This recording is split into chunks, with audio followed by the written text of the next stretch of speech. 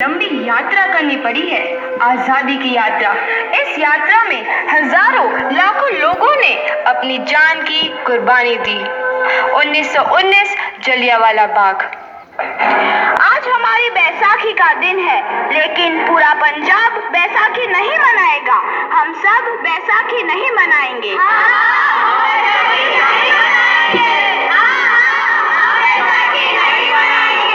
जब तक हम अंग्रेजों को भारत से बाहर नहीं निकाल देते, पूरा पंजाब बैसाखी नहीं मनाएगा। अच्छा, तो तुम सब हमारा विरोध करता है, भाग जाओ यहाँ से। इसका अंजाम बहुत ही बुरा होगा। हम नहीं जाएंगे, तुम लोग जाओगे। हमें नहीं, तुमको भारत से भागना होगा। Soldiers, fire!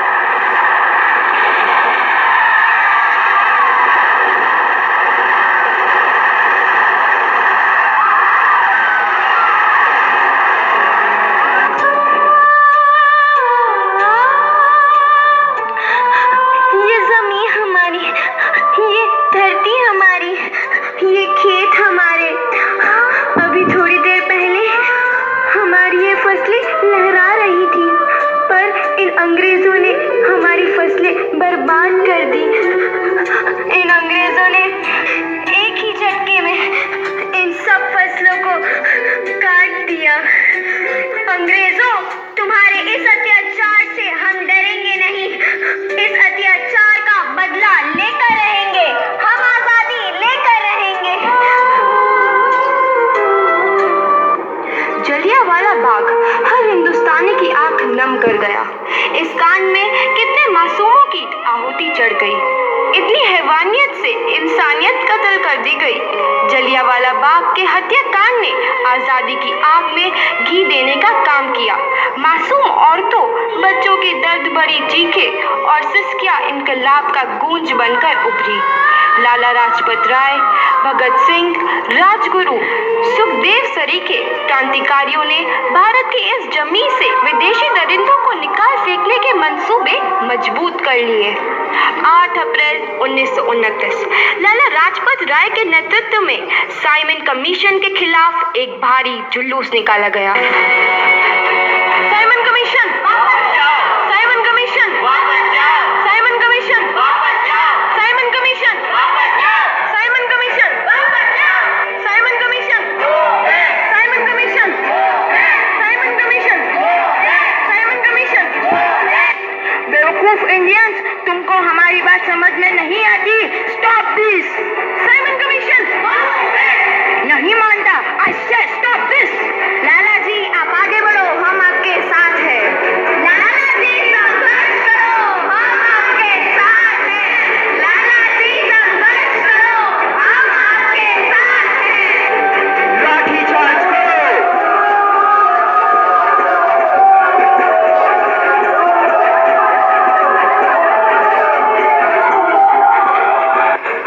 अरे लाला जी को तो बहुत गहरी चोट लगी है, उनका सर फट गया है। मेरे शरीर में लगी एक एक लाठी अंग्रेजी सरकार के कफन में कील का काम करेगी। ये आजादी की लड़ाई रुकनी नहीं चाहिए। ये जिम्मेदारी मैं तुम सबको सौंप कर जा रहा हूँ। आओ, आओ। लाला लाजपत राय की दर्दनाक मौत के बाद भगत सिंह, सुखदेव, राजगुरु, वतन के इन मतवालों के खून में ऐसा उबाल आया जिसका सामना करना अंग्रेजी सरकार के लिए मुश्किल हो गया। अंग्रेजों को करारा जवाब देने के लिए स्कॉट और सैंडर्स को मारने की रूपरेखा रची गई।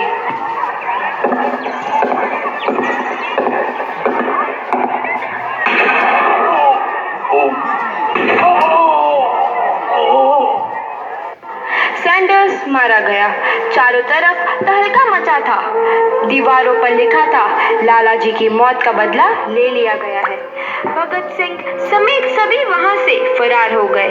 8 अप्रैल 1929 दिल्ली में ब्रिटिश सरकार की सेंट्रल लेजिस्लेटिव असेंबली की बैठक में 2 बम धमाके की आवाज सुनाई दी।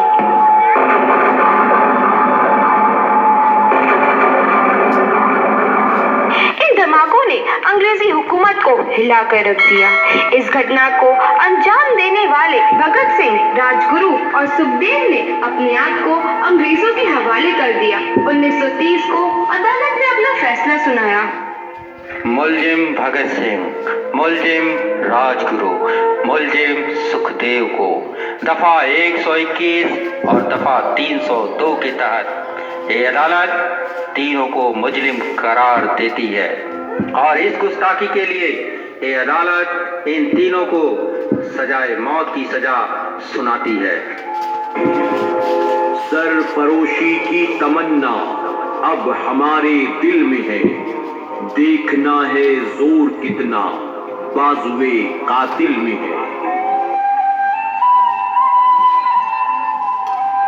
भगत सिंह और किशन सिंह ਤੁਹਾਡੇ मुलाकात में आएंगे।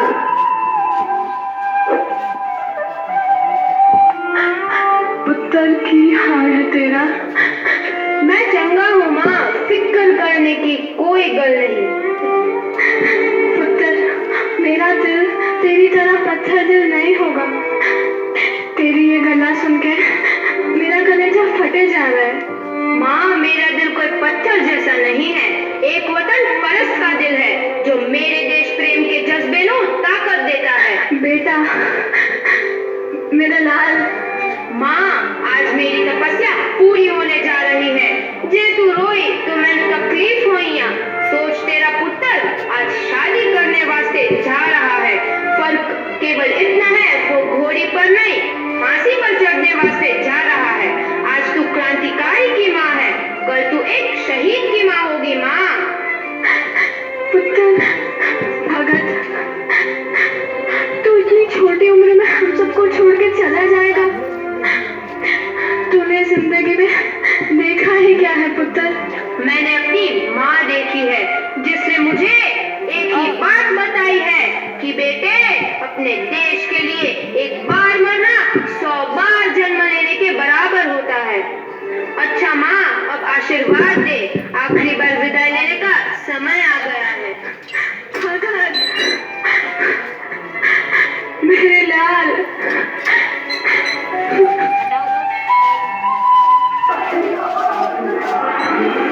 भगत सिंह, तुम्हारी कोई आखिरी ख्वाहिश? हमारे हाथ खोल दिए जाए। हम तीनों दोस्त एक दूसरे से गले मिलना चाहते हैं, उनके हाथ खोल दिए जाए।